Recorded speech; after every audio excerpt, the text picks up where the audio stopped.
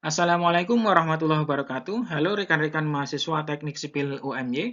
Kembali lagi bersama saya Guntur Nugroho pada mata kuliah Perancangan Struktur. Kali ini kita akan berdiskusi dengan tema pembebanan pada struktur atas, yaitu struktur atap pada bangunan gedung. Pada kesempatan ini kita akan membicarakan tentang masalah pembebanan, di mana ada suatu konsep di sebuah pembebanan pada sebuah struktur, baik itu pada bangunan gedung maupun juga jembatan. Kali ini perancangan struktur yang akan kita bahas adalah perancangan struktur untuk kategori bangunan gedung. Nah, standar pembebanan pada bangunan gedung atau struktur saat ini diatur dalam SNI 1727 tahun 2013 yang di dalamnya biasa dipelajari untuk gedung atau struktur atau suatu struktur mendapatkan berbagai macam beban dan kombinasi beban yang sesuai dengan struktur tersebut. Nah, untuk menentukan berapakah batas tegangan, kemudian spesifikasi bahan dari bahan-bahan bangunan yang ada, yang digunakan, di dalam SNI itu juga diatur pada SNI 1727 tahun 2013. Sehingga pembebanan itu bisa meliputi pembebanan untuk beban mati, kemudian beban hujan, kemudian beban hidup, beban angin, beban gempa, dan juga beban yang lainnya. Pada pembebanan struktur atap, ya struktur atap itu terdiri dari 3 bagian. Di antaranya yang pertama adalah kuda-kuda, kemudian yang kedua adalah gording, dan juga struktur penutup kuda-kuda di bagian paling atas. Nah, pada contoh kasus ini, dalam tugas perancangan struktur, pada bangunan yang dirancang dengan contoh ini digunakan jenis atap pelana yang mempunyai kemiringan itu 30 derajat dengan keseluruhan menggunakan baja baik di kuda-kuda dan juga gording. Nah, baja tersebut menggunakan baja yang bermutu BJ37 dengan mutu 240 MPa. Nah, untuk penutup atapnya menggunakan seng gelombang dengan berat 10 kg. Nah, data itu yang akan kita gunakan untuk menentukan pembebanan yang ada pada struktur atap. Setelah mendapatkan soal dari perancangan struktur, nanti teman-teman akan diminta untuk merancang bangunan struktur atap, yaitu bagian atas, dengan tipe bentuk kuda-kuda yang sudah ditentukan. Salah satu contohnya adalah pada bangunan ini. Nah, detail untuk rangka atap, ini ada yang disebut sebagai rangka kuda-kuda. Jadi teman-teman kalau melihat ini ada rangka kuda-kuda, bisa dilihat yaitu trasnya pada bagian ini. Nah, ini naik ke atas ini adalah rangkanya. Nah, mungkin tidak bisa pas mepet ya. Nah, ini adalah rangka. Ini adalah struktur rangka kuda-kudanya. Nah, setelah itu ada bagian yang disebut sebagai gording, itu titik ini. Untuk menyalurkan penutup terhadap rangkanya, itu disebut sebagai gording. Kemudian penutupnya ya ini.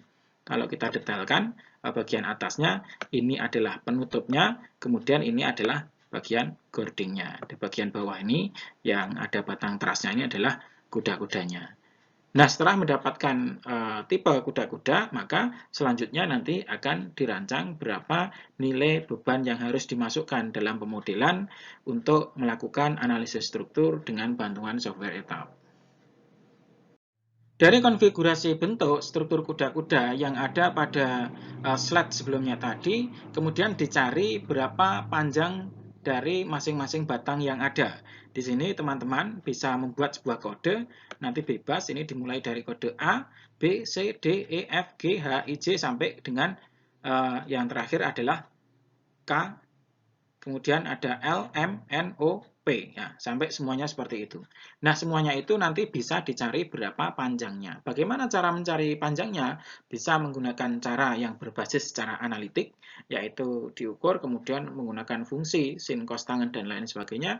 Ada juga yang bisa menggunakan basis numerik, yaitu digambar dengan AutoCAD, dengan skala yang tepat, dengan sudut yang sesuai, nanti akan ketemu titik tertentu yang sudah dipotong dan mendapatkan jarak, seperti yang ada di sini. Ini jaraknya dari A sampai P itu 1,44. Selanjutnya untuk 1A sampai B itu 1,25. Sehingga jarak-jarak dari P terhadap B, kemudian P terhadap C, semuanya bisa kita ketahui. Setelah melakukan perhitungan secara keseluruhan pada elemen batang kuda-kuda atau truss, kemudian kita akan melakukan tabulasi, sehingga kita punya data tabel panjang rangka kuda-kuda, di mana seperti yang terlihat pada slide ini adalah kode batangnya, kemudian di sampingnya ada batang, kemudian ada panjangnya dalam satuan meter. Nah, semua batang kuda-kuda yang ada harus terdata pada tabel yang kita buat ini.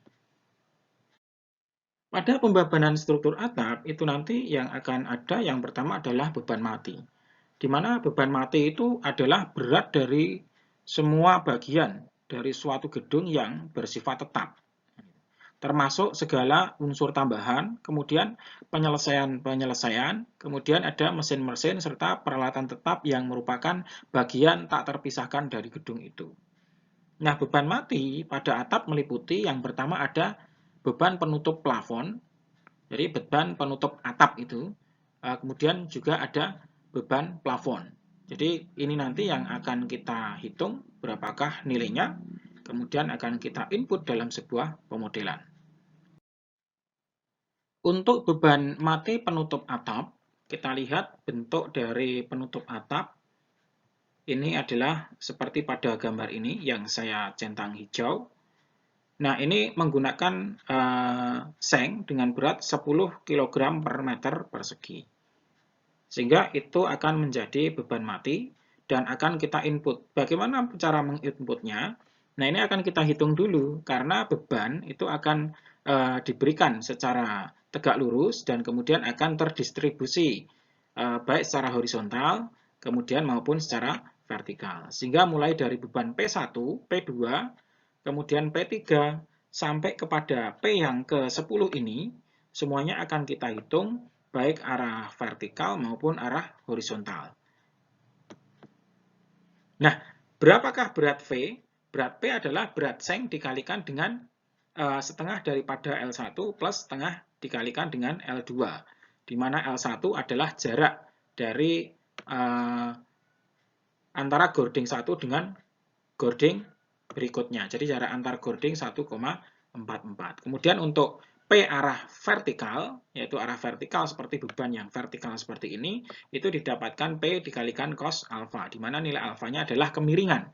Kemiringan dari kuda-kuda yang ada. Ini punya sudut berapa? Ini nilai alfanya ada di sini. Kemudian untuk yang horizontal, P dikalikan sinus alfa. Inilah yang akan dilakukan perhitungan untuk mendapatkan total dari beban mati penutup atap. Selanjutnya, setelah kita gambarkan masing-masing beban yang ada dan kita ketahui kode-kodenya, kita bisa menghitung, kita bisa mulai menghitung untuk melihat berapa besaran dari gaya atau beban. Kita mulai dari P1 yang ada di sini. Nah, P1 di sini, dia mempunyai besaran karena berat sengnya adalah 10 kg per meter persegi, ini 10 kita masukkan, kita kalikan dengan setengah L1 dan setengah L2. L1-nya ada di sini, kemudian L2-nya ada di sini. Nah, di mana L1 itu nilainya adalah 1,44, kemudian L2-nya, itu L2 kita ambil di bagian sisi sebelah kirinya, itu nilainya 0 karena posisinya sudah berhenti pada ujung atap. Gitu. Sehingga kita masukkan 10 dikalikan setengah dikalikan 144 ketemu angka 7,2, satuannya adalah kilogram per meter. Atau kita konversi menjadi kilonewton per meter menjadi 0,07. Nah, dari sini setelah kita mendapatkan nilai P1, kemudian kita akan mencari berapa nilai yang harus kita inputkan mengikuti arah yang horizontal atau disebut sebagai PH, yaitu besarannya adalah P1 dikalikan dengan sinus alfa. Ini adalah rumusnya. Teman-teman bisa melihat sini. P1 kita sudah dapatkan 7,2 dalam satuan kilogram per meter. Kemudian sinus alfa, alfanya adalah sudut yang dipakai pada kemiringan kuda-kuda, yaitu 30. Ketemulah angka 3,6 kg per meter atau 0,035 sekian-sekian kilonewton per meter. Nah, setelah kita mengetahui berapa gaya arah horizontal pada P1, selanjutnya kita akan menghitung juga gaya arah vertikal pada P1. Nah, ini akan kita hitung. Rumusnya adalah P1 vertikal sama dengan P1 dikalikan cos alfa. P1 kita sudah dapat angka 7,2, kemudian kosinus alfanya sama, yaitu kemiringan dari atap, yaitu 30 derajat. Ketemulah angka 6,2 kg per meter atau 0,061 kN per meter. Dengan cara yang sama, itu nanti digunakan untuk menghitung nilai P2 yang ada di sini. P2, setelah kita hitung, di sini dimasukkan 10 dikalikan setengah L1 plus setengah L2, di mana L1 adalah yang ini, kemudian L2-nya di sebelah kanan, ya, kiri dan kanannya. Semua ada batangnya, maka di situ kita masukkan angka 10 kali setengah dari 1,44 bagian kiri plus setengah kali 1,44 bagian kanan, sehingga P2 ketemu 14,4 kg per meter atau 0,141 kilonewton per meter. Nah, dari situ kemudian kita masuk kepada pembebanan P2 arah vertikal, yang itu ada di sini. Nah, P2 arah vertikal. P2 vertikal sama dengan P2 cos alfa, angka kita masukkan, didapatkan dari P2 14,4 itu masuk ke sini, kemudian kosinus 30, ketemu 12,5 kg per meter, yaitu sama dengan 0,123 kN per meter. Nah, itulah cara untuk menghitung berapa nilai beban dari P1, P2 yang sudah kita distribusikan baik secara vertikal maupun secara horizontal. Dengan cara yang sama, seperti pada slide sebelumnya, kita akan menghitung P2. Ya, P2 tadi sudah kita lakukan perhitungan, ketemu angka, kemudian P2V itu posisinya adalah ada di sini. Nah, P2V kemudian ada P2 secara horizontal, itu sudah dihitung di sini. Sehingga dari hasil ini kita bisa mendapatkan nilai P1, kemudian P2. Untuk selanjutnya, nilai P3 dan P4 serta P5 itu adalah nilai yang tipikal dengan P1, P2. Tinggal kita menyesuaikan berapa nilai yang ada di situ.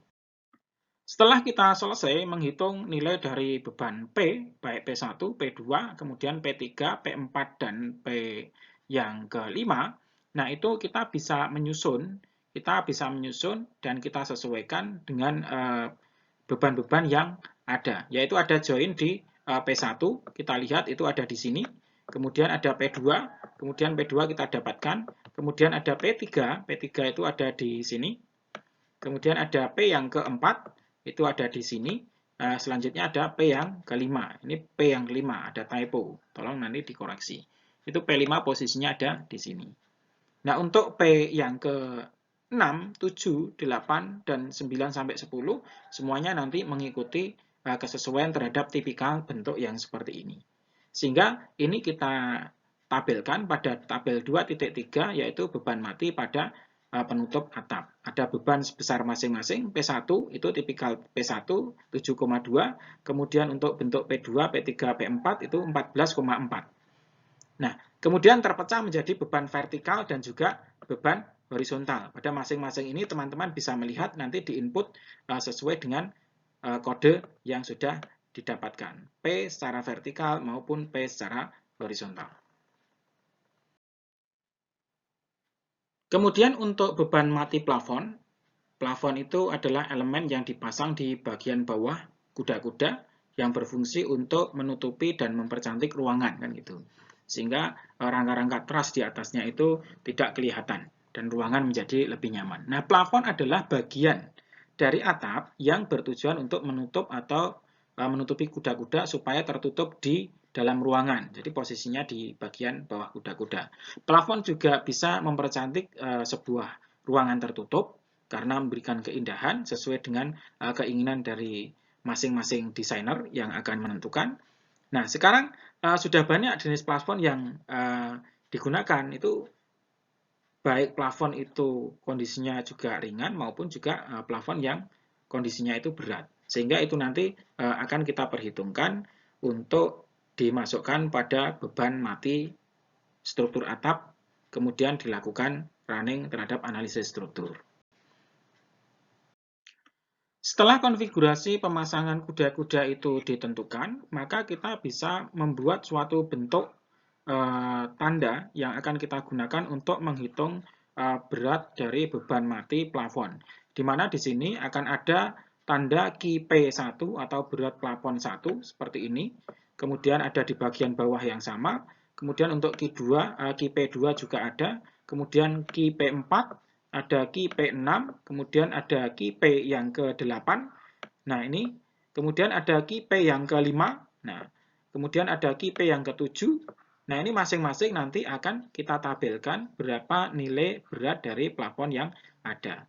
Cara menghitungnya bagaimana? Pada slide selanjutnya ini akan kita jelaskan. Untuk berat plafon, dia mempunyai W sama dengan 11 kg per meter persegi. Nah, pada teknik perhitungan ini akan kita coba untuk menjelaskan beban plafon pada kode Q-P1. Pada Q-P1, teman-teman bisa melihat beban Q-P1 itu ada di sini. Ini adalah Q-P1. Kemudian di bawah ini juga ada Q-P1. Di mana dia rumusnya adalah Q sama dengan W dikalikan B dikalikan dengan H. Nah, W-nya adalah 11 plus 7 dikalikan dengan B-nya 0,5 dari 1,25 yang ini. Separuh ini. Kemudian 0,5 dikalikan dengan lebarnya yang ada di sini, yaitu setengah dari 3. Sehingga kita dapat angka di sini adalah 16,875 dalam satuan kilogram per meter persegi. Kemudian dikonversi kepada 0,165 kilonewton per meter. Ini per meter kan gitu. Nah, selanjutnya untuk yang Q-P yang kedua itu kodenya adalah ini. Nah, ini kita menggunakan 11 plus 7 dikalikan dengan 0,5 dikalikan 1,25 plus 0,5 kali 1,25. Itu adalah yang ini, separuh dari kanan dan separuh dari kirinya. Nah, selanjutnya 0,5 dikalikan dengan 3, itu adalah separuh dari 3 meter ini. Dari situ didapatkan angka 33,75 kg per meter persegi, sama dengan 0,331 kN per meter. Selanjutnya, tipikal yang ketiga, 4, dan kelima, itu nanti dengan menggunakan cara yang sama.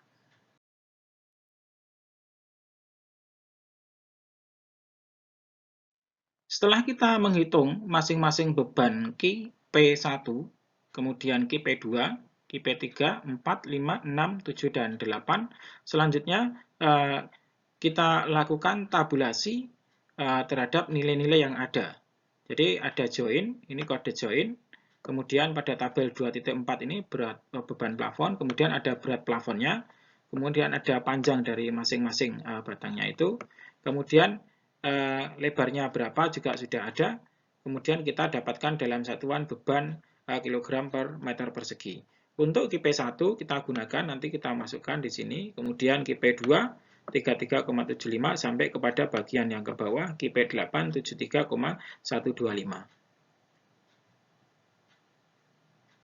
Setelah kita menghitung beban mati, kemudian kita akan menghitung beban hidup pada bagian atap. Nah, beban hidup itu adalah beban yang diakibatkan oleh pengguna atau penghuni bangunan gedung atau struktur termasuk struktur yang tidak termasuk dalam beban konstruksi. Nah, beban hidup yang diterima oleh atap seperti beban yang diberikan oleh para pekerja. Ya, para pekerja pada saat pengerjaan pembangunan sebuah atap, secara otomatis pekerja akan menjadi beban hidup terhadap kuda-kuda ataupun juga struktur atap yang ada itu. Nah, kemudian ini pembebanan pada atap itu telah diatur oleh PPURG tahun 1987, di mana nanti beban hidup pekerja diambil sebesar 100 kg per meter. Beban hidup pada struktur atap itu nanti akan terdistribusi dan diberikan pada masing-masing join yang ada pada atap tersebut. Seperti yang terlihat di sini, teman-teman bisa melihat ada beban sebesar P1 yang di sini posisinya tegak lurus dengan arah atap itu. Kemudian ada P2 sampai kepada yang terakhir ini ada P10. Yang semuanya nanti akan dihitung dan didistribusikan secara vertikal maupun secara horizontal pada arah horizontal seperti ini.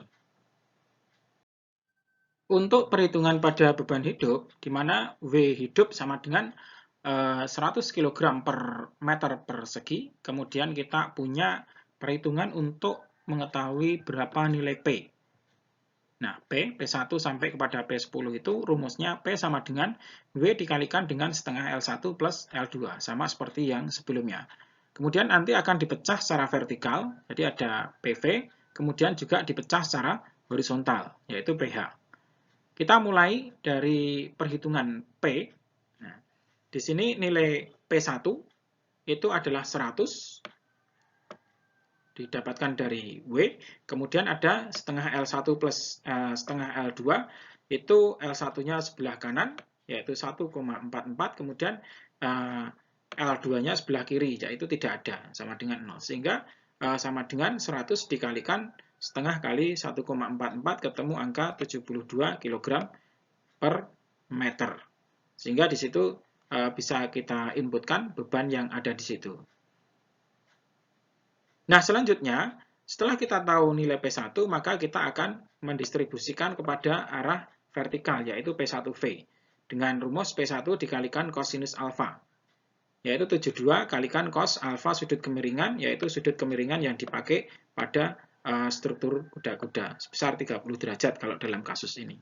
Sehingga di situ dapat angka 62,35 kg per meternya. Nah, selanjutnya didistribusikan juga kepada arah horizontal yang ini. Ini ada P1H yang mempunyai rumus P1 dikalikan sinus alfa. Ada 72 sinus 30 derajat sama dengan 36 kg per meter. Nah, ini nanti semuanya dari P1 kemudian P2 sampai kepada P10 akan mempunyai perhitungan yang sama dan akan ditampilkan sehingga nanti teman-teman bisa menyesuaikan pada laporan masing-masing. Selanjutnya ini adalah lanjutan dari perhitungan beban untuk P2, kemudian didapatkan nilai, setelah itu dilanjutkan untuk menghitung P yang ketiga, kemudian didapatkan nilai, dan semuanya itu akan terdistribusi baik secara vertikal P2V dan juga horizontal P2H. Kemudian P3 juga akan terdistribusi kepada P3 arah V, kemudian juga P3 arah H.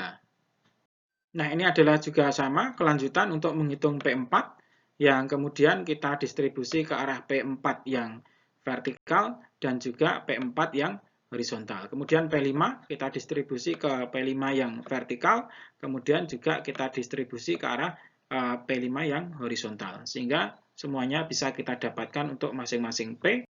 Setelah keseluruhan selesai dalam perhitungan, baik P1, P2, P3, P4, dan juga P5, ini adalah P yang kelima, ada typo sedikit, maka ditampilkan pada tabel 2.5, yaitu beban hidup pada penutup atap yang disumberkan dari para pekerja yang akan memasang atap tersebut. Sehingga ada beban di masing-masing P-nya itu sesuai dengan kode, kemudian juga P vertikalnya juga sudah ada, kemudian P horizontalnya juga ada, ini satuannya. Selanjutnya ini yang akan kita inputkan kepada pemodelan yang dilakukan dengan menggunakan bantuan software etap. Selanjutnya, beban yang ada pada bagian atap itu juga ada beban dari air hujan. Hujan merupakan salah satu beban hidup dikarenakan hujan tidak terjadi setiap saat. Dan juga bila terjadi hujan, maka atap mendapatkan tekanan air yang jatuh berupa butiran-butiran air tersebut. Oleh karena itu, di sini disimpulkan bahwa dia termasuk dari bagian beban hidup yang ada pada atap. Nah, selanjutnya di poin yang A ini kemudian akan dilakukan perhitungan dari hujan pada atap yang menggunakan pelana. Di mana ada rumus W sama dengan itu 40 dikurangi 0,8 kalikan alfa. Nah, alfa ini tergantung dengan sudut yang kita gunakan.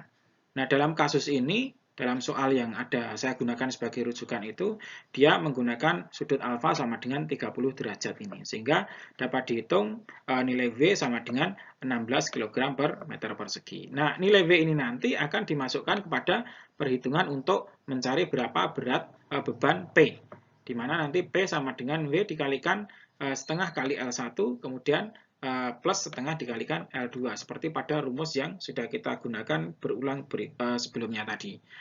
Nah, selanjutnya setelah kita mendapatkan nilai P, maka dia akan terdistribusi secara vertikal maupun horizontal sesuai dengan rumus PV sama dengan P dikalikan cos alfa dan PH sama dengan P dikalikan sinus alfa. Pada contoh perhitungan untuk menentukan beban P dan kemudian didistribusikan secara vertikal maupun juga horizontal, saya akan mengambil salah satu contoh dari P1, di mana besarnya W sama dengan 16, kemudian dikalikan dengan setengah L1 plus setengah L2. L1-nya nilainya adalah 1,44, kemudian L2-nya 0, karena posisinya berada di tepi. Sehingga didapatkan P1 sama dengan 11,52 dalam satuan kilogram per meter. Kemudian P1 ini akan terdistribusi baik secara vertikal maupun juga secara horizontal. Nah, nilai ini akan kita cari berdasarkan rumus P1V sama dengan P1 dikalikan cos alfa, cosnya sama dengan 30, P1-nya diambilkan dari 11,52, sehingga punya nilai 9,98 kg per meter. Kemudian secara horizontal, P1 ini dikalikan dengan sinus alfa, yaitu sinus 30, yang nilainya adalah 5,76 kg per meter. Sehingga dari sini, untuk P yang kedua, kemudian P yang ketiga, sampai kepada P yang terakhir, nanti akan menggunakan cara yang sama. Sehingga setelah itu kita bisa mendapatkan tabel yang akan kita jadikan acuan. Pada perhitungan P yang keempat dan juga P yang kelima itu menggunakan cara yang sama seperti cara sebelumnya. Kemudian masing-masing gaya itu akan kita distribusi kepada arah vertikal sebesar P4V, kemudian arah horizontal sebesar P4H. Kemudian gaya yang kelima juga sama, akan kita distribusi secara vertikal kepada P5V, kemudian secara horizontal adalah P5H. Sehingga kita bisa mendapatkan seluruh tipe dari beban P yang ada. Setelah kita menghitung seluruh beban P, baik P1, P2 maupun P3, serta P4 dan kelima, kita bisa melakukan tabulasi seperti pada tabel 2.6, yaitu tabel beban hujan yang diterima oleh atap. Sehingga di sini kita bisa memilahkan mana yang termasuk kategori beban secara vertikal, kemudian juga yang terdistribusi secara horizontal. Sehingga kita akan mudah untuk memasukkan beban tersebut pada pemodelan etap. Demikian rekan-rekan semuanya, kuliah secara online untuk mata kuliah perancangan struktur. Semoga ada manfaatnya. Mari kita akhiri dengan bacaan hamdalah dan doa kafaratul majelis secara bersama-sama. Alhamdulillahirrabbilalamin. Subhanakallahumma wa bihamdika asyhadu an la ilaha illa anta astaghfiruka wa atubu ilaik. Assalamualaikum warahmatullahi wabarakatuh.